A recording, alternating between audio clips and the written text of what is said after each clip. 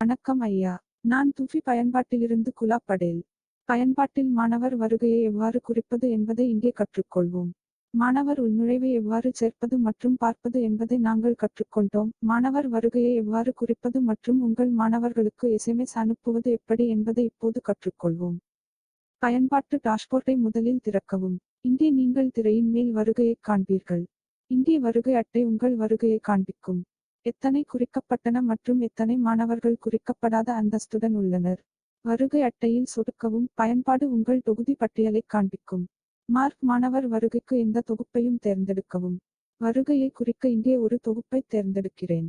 இப்போது தேர்ந்தெடுக்கப்பட்ட தொகுப்பில் சேர்க்கப்பட்ட மாணவர்களை காண்பிக்கும்.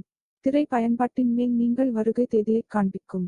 பிளஸ் மற்றும் மைனஸ் என்பதை கிளிக் செய்வதன் மூலம் வருகை தேதியை மாற்றலாம். மேலும் தேதியை கிளிக் செய்து காலண்டரிலிருந்து தேதியை தேர்ந்தெடுக்கவும்.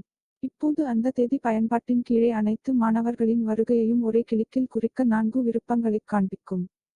அவற்றில் ஏதேனும் ஒன்றை கிளிக் செய்தால் பயன்பாடு அதைப் போலவே குறிக்கும். முதலாவது பொது விடுமுறை, இரண்டாவது விடுப்பு, மூன்றாவது அப்சென்ட், நான்காவது நிகழ்காலம். மாணவர் வருகையை குறித்த பிறகு எஸ்எம்எஸ் ஐகானை கிளிக் செய்வதன் மூலம் எஸ்எம்எஸ் அனுப்பலாம். இங்கே நீங்கள் பட்டியலில் இருந்து தற்போதைய அல்லது இல்லாத மாணவரை மட்டுமே தேர்ந்தெடுக்க முடியும். மற்றும் உரை எஸ்எம்எஸ் தொலைபேசி எண்ணைத் தேர்ந்தெடுத்து வாட்ஸ்அப் எஸ்எம்எஸ்க்கு வாட்ஸ்அப் எண்ணைத் தேர்ந்தெடுக்கவும். பின்னர் மேல் எஸ்எம்எஸ் ஐகான் அல்லது வாட்ஸ்அப் ஐகானை கிளிக் செய்க. மேலும் எஸ்எம்எஸ் பயன்பாட்டைத் தொடங்கும். இங்கே நாங்கள் மாணவர் வருகை குறிக்கும் பயிற்சியை முடித்துள்ளோம். மேலும் மாணவர் வருகையை எவ்வாறு குறிப்பது மற்றும் மாணவருக்கு எஸ்எம்எஸ் அனுப்புவது எப்படி என்பதைக் கற்றுக்கொண்டோம். எனவே இப்போது see you again. Good night, good morning. எந்த நேரத்தில் நீங்கள் இதைப் பார்க்கிறீர்கள். இந்த வீடியோவை பார்த்ததற்கு நன்றி.